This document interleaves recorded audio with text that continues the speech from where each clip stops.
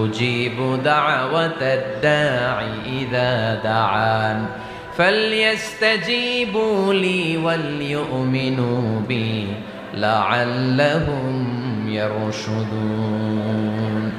রব্বুল আলামিন বলেন, নবী হে, আমার বান্দারা যখন তোমাকে জিজ্ঞেস করে আমি কোথায়, তুমি বলে দাও ইন্নী করিব, আমি কাছে। আল্লাহু আকবার, তিনি কাছে।